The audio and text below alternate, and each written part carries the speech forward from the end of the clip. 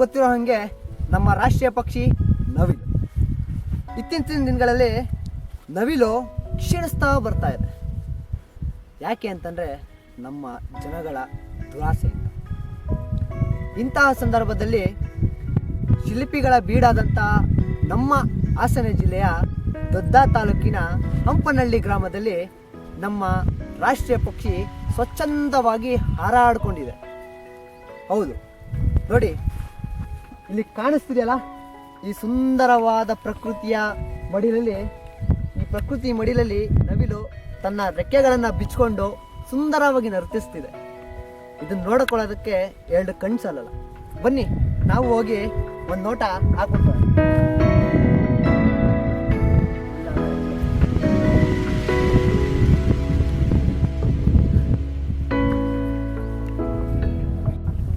ಏನ್ರಿ ಇದೆ ನಮ್ಮ ಬೆಂಗಳೂರಿನಲ್ಲಿ?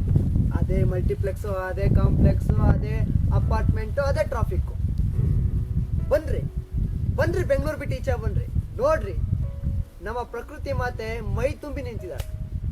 ಇದೇ ಪ್ರಕೃತಿ ನಡುವಲ್ಲಿ ನಮ್ಮ ನವಿಲು ತನ್ನ ರೆಕ್ಕೆಯನ್ನು ಬಿಚ್ಕೊಂಡು ಸ್ವಚ್ಛಂದವಾಗಿ ಹಾರ್ಕೊಂಡು ನಿಂತಿದೆ. ಹಾಗೊಳ್ಳಿ, ಈ ಸುಂದರವಾದ ಪ್ರಕೃತಿಯ ನಡುವೆ ನವಿಲಿದೆ. ಆ ನವಿಲು ತನ್ನ ಕುಟುಂಬದ ಜೊತೆ ಸುಂದರವಾಗಿ ನರ್ತಿಸುತ್ತಾ ನಲಿಯುತ್ತಿದೆ. ಆಗೋ ನವಿಲ್ ಸಣ್ಣ ಬರ್ತಾರೆ. ಬನ್ನಿ ಬನ್ನಿ ಬನ್ನಿ ಬನ್ನಿ.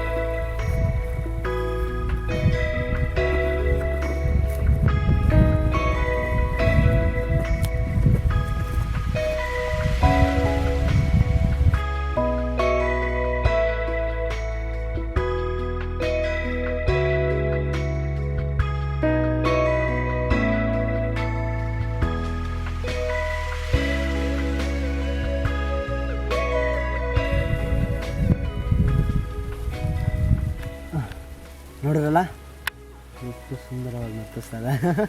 ಇನ್ನು ಇಂಥದ್ದು ಬೇಜಾನಿದೆ. ಬನ್ನಿ ಒಳಗಡೆ ಹೋಗೋಣ.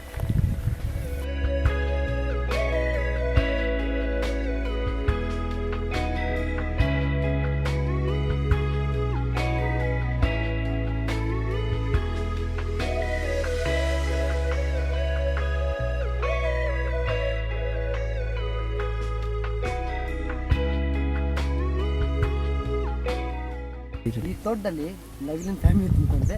ಚಿಕ್ಕ ಚಿಕ್ಕ ಮರಿ ಕೂಡ ಇಲ್ಲಿದೆ. ಬನ್ನಿ ನೋಡೋಣ. ಬನ್ನಿ.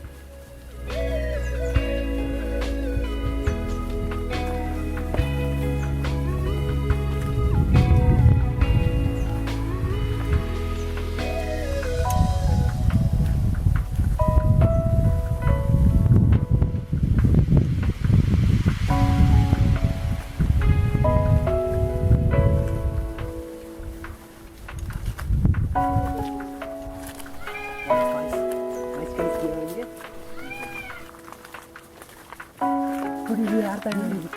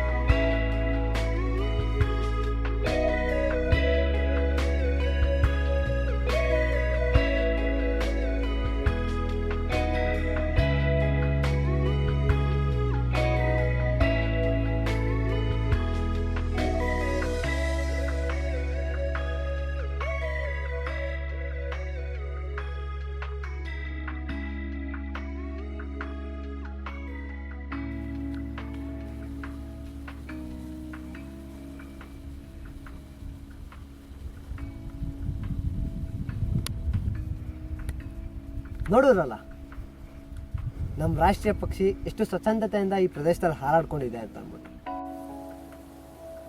ಇಲ್ಲಿ ನಿರೀಕ್ಷೆ ಹೇಳೋ ಪ್ರಕಾರ ಆಗ ಇಲ್ಲಿ 150ಕ್ಕೂ ಹೆಚ್ಚು ನವಿಲುಗಳಿದ್ವಂತೆ. ಆದರೆ ಈಗ 25ರಿಂದ 30 ನವಿಲುಗಳು ಮಾತ್ರ ಇಲ್ಲಿ ನಾವು ನೋಡೋಕೆ ಸಾಧ್ಯ. ಯಾಕೆ ಅಂತಂದ್ರೆ ನಮ್ಮ ಜನಗಳ ದುರಾಸೆ ನಮ್ಮ ರಾಷ್ಟ್ರೀಯ ಪಕ್ಷಿ ಮಾತ್ರ ಅಲ್ಲ, ನಮ್ಮ ಇಡೀ ಪ್ರಾಣಿ ಸಂಕುಲನೇ ಹಾಳು ಮಾಡ್ತಿದೆ. ಸಾಕು, ಬನ್ನಿ ನಾವು ಈ ಪ್ರಕೃತಿ ಉಳಿಸೋಣ. ನಿಮ್ಗೆ ಅನ್ನಿಸ್ಬೋದು ಪಕ್ಷಿ ಬಗ್ಗೆ ಕಿರು ಕಾರ್ಯಕ್ರಮ ಮಾಡೋರು ಪ್ರಕೃತಿ ಬಗ್ಗೆ ಎಂತಕ್ಕೆ ಮಾತಾಡ್ತಾ ಇದ್ದಾರೆ ಅಂತ ಅಂದ್ಬಿಟ್ಟು. ಹೌದು, ಈ ಪ್ರಕೃತಿ ಇದ್ರೆ ಪಕ್ಷಿ, ಪ್ರಾಣಿ, ನಾವು ಮತ್ತೆ ನೀವು. ಬನ್ನಿ ನಮ್ಮ ಜೊತೆ ಕೈ ಜೋಡಿಸಿ. ಕ್ಯಾಮ್ರಾಮ್ಯಾನ್ ಶಶಾಂಕ್ ಜೊತೆ ನಾನು ರಮೇಶ್. ನಮಸ್ಕಾರ.